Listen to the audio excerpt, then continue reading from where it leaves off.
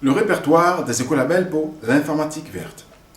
Face à l'urgence climatique, tous les géants de l'informatique, dont entre autres Google, Intel, Dell, IBM, Microsoft, HP, AMD et même Yahoo, ont rejoint l'initiative Climate Service Computing du World Wide Fund, donc le WWF, pour œuvrer à réduire la consommation électrique des PC et des serveurs. Programme qui, en plus de sensibiliser tant les entreprises que les consommateurs aux problèmes climatiques, mais aussi au fait que chacun à son niveau peut très certainement agir, vise par ailleurs une réduction annuelle d'environ 54 millions de tonnes de CO2.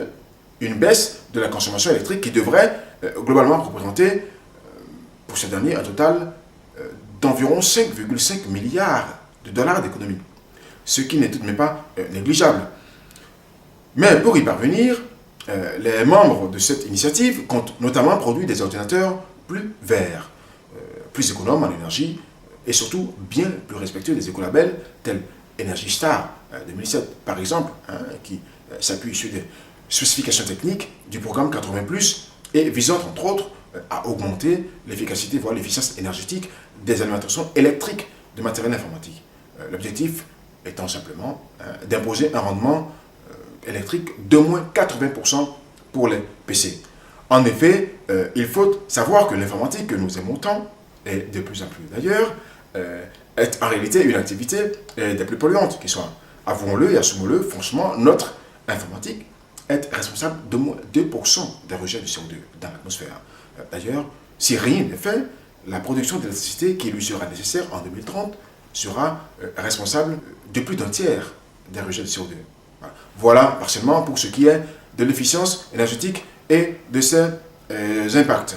Par ailleurs, en plus d'être énergivores, nos ordinateurs sont également constitués de métaux lourds et précieux, tous potentiellement dangereux, dont par exemple l'or, le plomb, l'indium, le barium, le mercure, le palladium, le cadmium, d'où l'intérêt, à la fin de leur cycle de vie, de faire l'effort de les confier, quand ils existent bien sûr, aux éco-organismes agréés pour une gestion plus responsable de ces déchets d'équipements électriques et électroniques, et donc la réduction de leurs impacts tant sur notre environnement que sur notre santé et espérance de vie.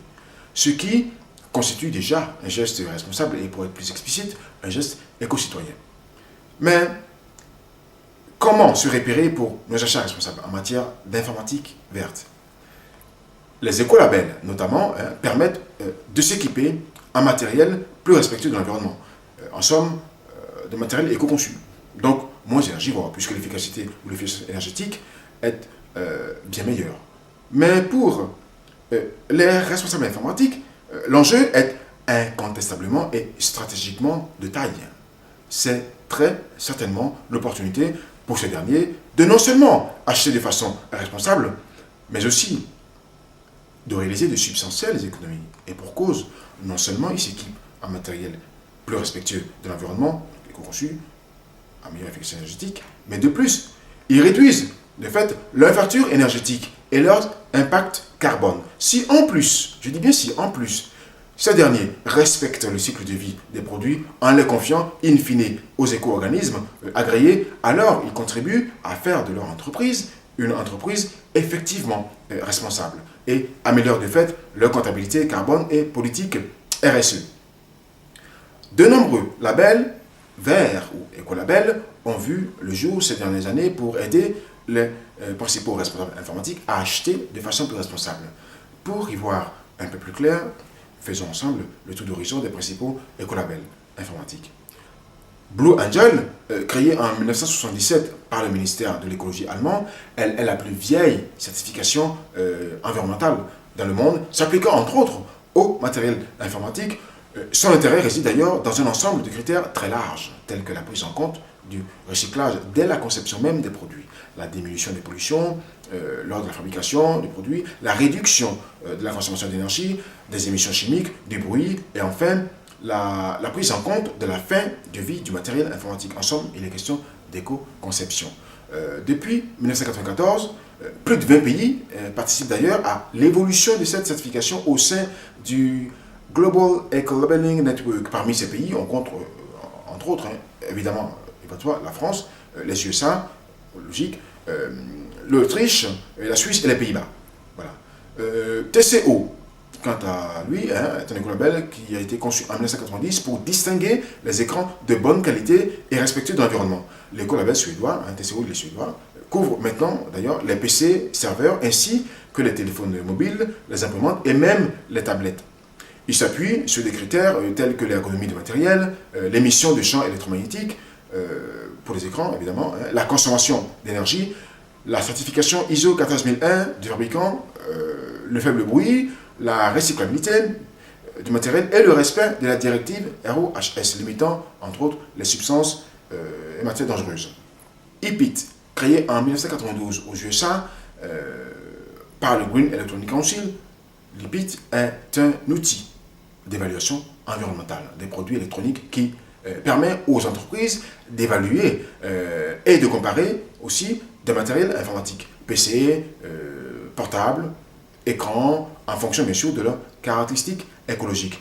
Pour évaluer le niveau du matériel, il s'appuie sur des critères tels la réduction et l'élimination des substances dangereuses, le choix de composants respectant l'environnement, la prise en compte de la fin de vie du matériel dès la conception, la durabilité du matériel, la réduction de la consommation d'énergie, le recyclage aussi. Bref, il est encore une fois de plus question évidemment d'éco-conception. EPIT propose aux fabricants 3 labels: bronze pour 23 critères obligatoires respectés, silver pour 50% des 51 critères respectés et gold pour 75% des critères respectés. L'obtention du label s'effectue par une auto-évaluation des constructeurs. Mais la confiance, vous le savez, n'excluant pas le contrôle, le Green Electronic Council réalise aussi, en permanence d'ailleurs, des tests aléatoires pour garantir un bon niveau de respect des critères de la part de ces constructeurs. L'écolabel européen, créé en 1992, vise à promouvoir l'éco-conception et à mieux informer les consommateurs des impacts des produits sur l'environnement. Il est basé sur une approche globale, systémique, qui passe par une analyse complète du cycle de vie des produits. L'incontournable Energy Star. Energy Star est le nom d'un programme gouvernemental américain chargé de promouvoir les économies d'énergie aux États-Unis, mais il est aussi utilisé au Canada, en Australie et dans l'Union européenne. Il a été initié par l'Agence américaine de protection de l'environnement en 1992 pour réduire les émissions de gaz à effet de serre. Il prend notamment la forme d'un label apposé sur différents produits qui respectent les normes environnementales, telles que les ordinateurs ou encore les éclairages. Il peut être décerné à des bâtiments, des bureaux, voire même à des maisons particulières ou individuelles. Alors, sur Internet, le programme permet d'ailleurs aux utilisateurs de repérer les matériels les plus efficaces en termes de rendement énergétique. Parmi ces matériels, on trouve par ordre les appareils électroménagers, donc réfrigérateurs, lave-linge, sèche-linge, lave-vaisselle, four, micro-ondes. Voilà. On trouve les moniteurs d'ordinateurs, les ordinateurs de bureau, les ordinateurs portables, ou aussi les tablettes. Les systèmes informatiques intégrés, les serveurs, les stations de travail, les consoles de jeux, et même les appareils de traitement d'image. 80+, est lui décliné en 4 niveaux: bronze, argent, or et platinium. Il permet quant à lui de sélectionner des équipements à meilleure efficience énergétique aussi. Donc on voit plus souvent des alimentations électriques ayant un rendement minimum de 80% pour le niveau bronze et 94% pour le platinium. On ne peut clôturer cette thématique d'écolabel pour l'informatique verte sans rappeler brièvement la notion d'efficacité, voire d'efficience énergétique. Alors, l'efficacité ou l'efficience énergétique est un état de fonctionnement d'un système pour lequel la consommation d'énergie est minimisée pour un service rendu identique, voire amélioré. Pour être plus pragmatique, plus explicite, dirais-je, en exemple, admettons qu'une lampe à incandescence ait une efficacité énergétique de 5%, ce qui signifie que seuls 5%, et oui, de l'énergie électrique consommée est effectivement convertie en lumière. Les 95 autres pourcents, globalement, sont perdus en chaleur. De même qu'un bloc d'alimentation d'ordinateur a une efficacité ou efficience énergétique de 40%, ce qui signifie que 60% de l'énergie consommée, du moins absorbée par ce bloc d'alimentation, part en chaleur.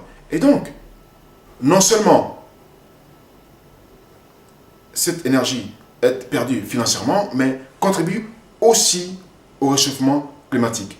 Il s'avère donc important, pour des raisons tant économiques qu'écologiques, de rester attentif à ce critère d'efficacité ou d'efficience énergétique lors des achats de nos équipements électriques et électroniques. Voilà pour l'heure ce qu'on peut dire concernant le répertoire des écolabels pour l'informatique verte.